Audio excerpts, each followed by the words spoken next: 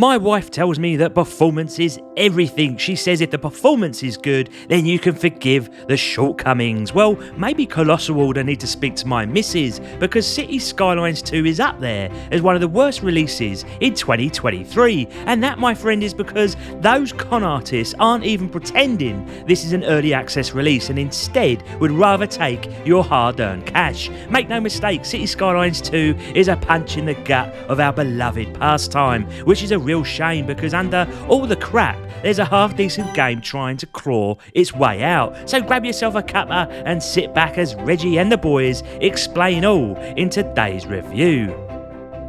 It's rare that I start my review focusing purely on performance, but my dear friends, that's the talk of the town in Cities Skylines 2, and we gotta tackle this head on. Now feast your peepers on this footage here. Reggie's polished it up in Adobe Premiere Pro, made it dance at 60 frames per second, just for your lovely eyes, but truth is, this game's slogging along at a measly 15 frames per second like a drunk snail. And get this, the rig behind it is a beast, an RTX 4080, a 13700K CPU, a whopping 64 gigs of DDR5 RAM, and 2 terabytes of NVMe porn storage goodness. And you got that right, lads. This mess you're seeing right now on screen is the bloody menu, and it only goes downhill from here.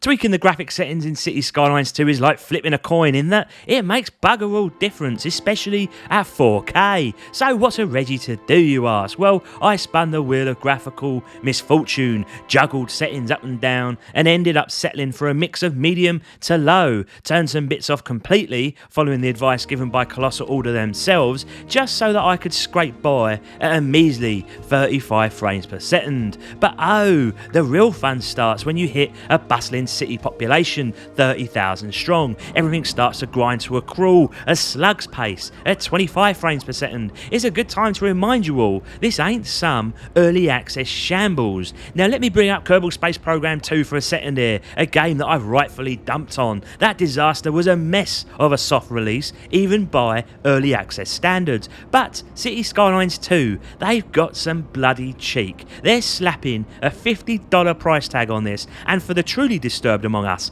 there's a $90 edition because they're claiming this is a full-blown release. If there was ever a metaphor for gamers bending over, pants around their ankles, wallets out, with a Colossal Order sales rep sneaking up behind them, whispering in your ear, "You belong to us now," then this game, my friends, this game is the epitome of them all. What really gets on my tits is that apparently someone has already found a DLSS file in the game, so clearly they just haven't got round to implementing it yet. It pisses me off though, because you know game developers are going to use that as their way out for shitty performance rather than build the game as it should. Prove me wrong, Colossal, prove me wrong. And then comes the audacity, and I ain't just talking about the dire performance here, it's the defense squad for Colossal Order that really gets on my goat. Now let me lay it out straight. I've sunk 200 plus hours into the original Cities Skylines, forked out more cash than I'd like to admit on DLC, so I ain't some random bloke here off the street mouthing off. I've watched every content creator video, scoured through the subreddit for all the gory details, and I'm gobsmacked and ashamed at what I'm hearing. First off, those lucky sods with early access seems like they were keeping their traps shut about the game's real issues. Not all of them, mind you, such as Worth a Buy calling them out, but there are still videos popping up even today with folks praising Colossal Order for having the decency to admit their performance was crap just 1 week prior to release. 1 week, people. And then over in the subreddits you've got these nutters claiming that 20-30 frames per second is perfectly fine for high-end cards, all because this game's supposed to be next gen and a simulation at heart. Well, let me say that's a load of codswallop, which I'll tear into in the graphics section later in the review. This, my friends, is the rotten core of gaming today. People are either too scared to call out a shambles for what it is, or are so blinded by their love of a franchise that they can't see the wood through the trees. The performance then is an absolute mess, and the defense of it is even worse. Now let's dive into the meat and potatoes, shall we, and talk about the actual game itself. City Skylines 2, the offspring of the underdog turned superstar, that is City Skylines, the city building behemoth that sent Sim City packing overnight. Back in the day, 9 years ago, it had its quirks, but it also had its charm. It was like a curveball from left field that knocked us off our feet, and by the Lord, we were chuffed that it did. But does City Skylines 2 bring a revolution to the franchise? Not by a long shot. Alright then, does it at least make things better? Well, yes and no. Here's the rub. For every improvement they've made, you can spot a few steps back. For all the progress, City Skylines 2 loses a slice of its very soul. It's like they've tinkered under the hood, but forgot to put back all the nuts and bolts. So let's kick off with the nitty gritty, the building mechanics. A bit of a hit and miss, I must say. Road construction has seen a world of improvement, making grid designs as easy as pie now. You've got all these curvy options to give your city some real character, and the vital info on angles and alignment is on full display during the building, so taking a leaf out of the mods that came from before. And here's a gem Reggie stumbled upon that changed his life, placing a roundabout. Now, my dear American mates, I say this with the utmost kindness, embrace the roundabout for the love of all things holy. City Skylines 2 shows you the traffic flow wizardry that these circular beauties can do. Selecting intersections to create these traffic flow miracles was an absolute delight. I've never been so hard for a circle in my life. Truly. And then there are the tweaks in building modifications, especially around airports and harbours. It's a walk in the park to add train lines as a module for easy access, that's what she said. Plus all roads carry electrical wires, sewage pipes and water pipes, making power in your city look cleaner and less of a pain in the arse to micromanage. That's the good stuff, my Padawans, but here's where things either stall or, dare I say, go backwards compared to the old bird. Terraforming in this new version is a pain in the neck. It's as fiddly as a cat on a hot tin roof trying to get things just right. I tried placing down an airport or a train station, and the soil around it decided to become a bloody tsunami, creating these massive elevated edges that made road connections as elusive as a straight answer from a politician. Much frustration ensued as I tried to level things out. Now let's talk zoning. It's not worse, it just hasn't improved either, especially when you're zoning on a curve or if the elevation isn't just right. Cities end up looking as barren as a desert. You've got blocks missing entirely, leaving you with these enormous gaps that you have to fill in manually with trees to make things look more like a city. I had high hopes then that after 9 years since the original release,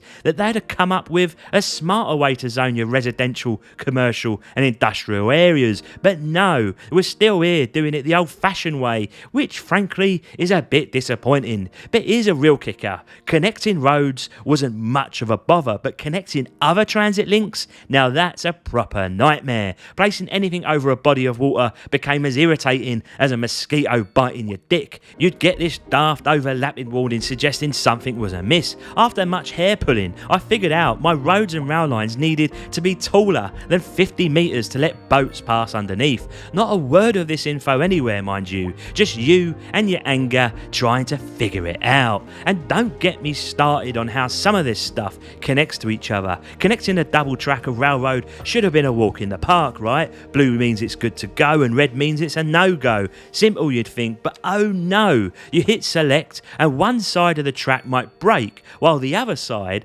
connects just fine. You only discover this mess when you start trying to place down actual routes, and they too become impassable. I wish they'd just colour the track as red, showing that both sides couldn't connect. So let's talk about the bits and bobs they've added, shall we? Sure, there's a few new knickknacks like a communications network catering to all you high-speed Pornhub lovers, and even a postal system for citizens to send hate mail. But here's the rub. Is there enough new stuff here to make it worth your hard-earned dosh? It feels like they've rummaged through the best of the DLCs of yesteryear, pinching the Natural Disasters DLC and the After Dark DLC with its fancy nighttime city lights, and then they've gone and said, Oi, we're chucking in more goodies in this base game than ever before, so you should be happy. Now that might sound like a right treat, but for Reggie, that just don't cut the mustard, especially when I clock that nearly all these new bits and pieces behave and look almost identical to their previous versions. We've still got those dainty little and big emergency shelters for when nature throws a tantrum, and would you believe it, the assets look near identical too.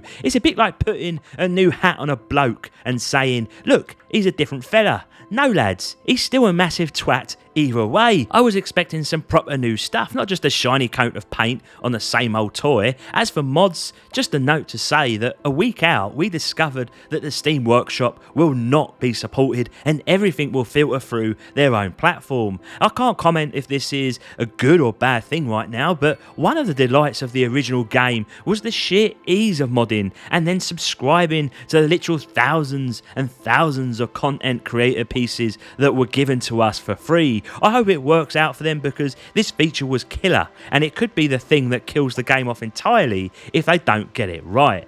Overall, the game's got a decent flow to it. You're there balancing your plush residential zones, and now you've even got the power to carve out areas for the common folk, providing the worker bees for your factories. Then you're zoning away your commercial bits, making sure all those goods have a place to call home. But the real juicy challenge in City Skylines has always been the traffic mayhem. No surprises here then, it's a proper headache once a city starts to grow, trying to figure out how to untangle those traffic snarls with new bits and bobs, like researching some flashy new transit feature. But the AI improvements definitely mean it's easier to fix than previously, and that leads us nicely on to the other big change in City Skylines 2. In this new version, they've introduced this fancy thing called development points. As your city hits population milestones, you bag those points and you can spend them to unlock all sorts of flashy features, like the ability to place down airports. Sounds grand, doesn't it? But truth be told, it's a bit of a damp squib. At first I thought, hey, this might spice things up, but no, it doesn't really change the game at all. See, you unlock most of the good stuff in the blink of an eye, and the things you don't unlock, well, they don't really matter. There's no challenge, no reward, no risk. I wanted my city to face problems if I didn't research solutions. Picture this, fires breaking out left, right and centre because I didn't bother developing fire stations, but nope. Didn't happen. I unlocked a university, forgot about it for bloody hours, and my city was still booming. I mean, where's the struggle here? I'm drowning in cash, got a spaceport, a nuclear power station, top-notch university, a whole subway system, trains, trams, and of course, that airport. This little city of mine, though, is the size of a Mississippi town, and it was acting like it owned the world. The original Skylines had its quirks, sure, but this sequel is like a walk in the park. It's a bit disappointing, to be honest, and it could have been so much more, but instead the thinking is a bit shallow overall. Now let's butcher at the graphics, shall we? Now, I banged on about performance, so I won't bore you with that again, but here's the thing, they're calling this next generation. They reckon it's going to blow our minds. Now, call me a skeptic, but I don't know what glasses they're wearing, because to me, this ain't all that. I mean, seriously, I might need to get my eyes checked after this. First off, the animations or lack of them. Firemen don't hop out their little trucks anymore to put out fires, and cops, they're not having shootouts catching villains. Nope, emergency vehicles just park up and poof, the obstacles gone like magic. We got better in the original in that sense. On the flip side, the folks that do stroll around the city, they're not too shabby in the animation department. Considering there's a boatload of them, you'll see them doing things like yoga in parks, walking their little mutts, or scampering over street crossings. It's not flawless, mind you, but credit where it's due, it actually looks pretty good. But then we hit a wall of blandness, and it evolves around one of the most important assets in the entire game, the buildings. Now, to my eye, they don't look that upgraded from a game 9 years back. Sure, there's a smidge more detail, but they still seem almost too sharp, too rectangular, and as stiff as Ron Jeremy in the cheerleaders' locker room. They lack that authenticity. If this is their idea of next gen, it's just marketing wank words to sell more copies. As for shadows, no matter what setting you tinker with, they're a juddering mess, like they were drawn by Rain Man himself. And don't get me started on the jaggies and lack of anti-aliasing. They're everywhere, like an STI you simply can't shake off. Cars, yes, they've got some physics going on now and more detail, but you gotta wonder if that's slowing everything down big time. Tornadoes, they look like something my toddler might have scribbled down on a bit of paper that I would be embarrassed to hang on my fridge. Again, they looked way better 9 years back. Lighting overall is better with the settings ramped up to a maximum, but who's playing this thing on max settings anyway? What I did notice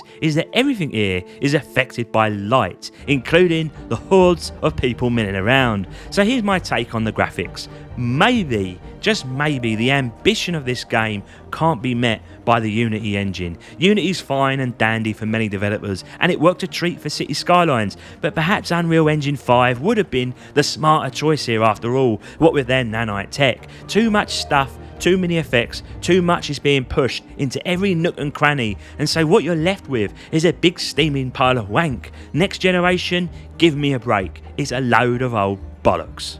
Sound is another balancing act. At first I was proper chuffed with the music. Honestly, the score here is better than the original in every way. Melodramatic yet cheerful. But here's the thing, it gets old real quick. I get it, it's the same old song and dance as before. But with the budgets that they've now got, could we not have had a bit more variety in the tunes that were on offer? Then there's the radio overlay. Initially I thought it was the dog's bollocks. The music gets interrupted with a news alert about some incident in your city, like a car crash or a storm. The snag is the vocals are identical every single bloody time, and they don't offer any real detail. Take a gander at games like 2 Point Campus or 2 Point Hospital, and they've got the right idea when it comes to announcements and the radio. Loads of diverse phrases that keep you entertained. Here though, I wanted to gouge my ears out with a bloody spoon. As for the sound effects, it's pretty much the same as before. I haven't done a sound check myself, but I wouldn't be surprised if they reused some of the old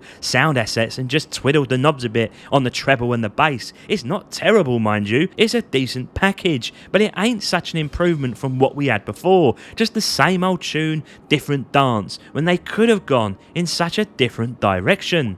I did a preview on City Skylines 2 a few weeks back where we pondered if this was just City Skylines 1.5 in disguise. Now many of you lot nodded in agreement, but some others from afar decided to sling mud, claiming that content creators don't know their asses from their elbows. Well, let me tell you, I take no pleasure in what I'm about to say because deep down, I want it to be proved wrong. I want City Skylines 2 to be this next-gen city builder that would stand the test of time. This ain't about me saving face or sticking to some viewpoint from a few weeks back, but here's the cold-ass truth. Colossal Order needs to pull their bloody socks up, and not just a bit, but all the way up over their asses and right up to their ear holes. They've got heaps of work to do, loads to add, and a truckload of polish to throw on this thing. Frankly, I'd be gobsmacked if they even managed to hit the console release deadline. This game needed another year in the oven, and the cheek of them to ask top dollar for it in this state is a downright mockery of us gamers.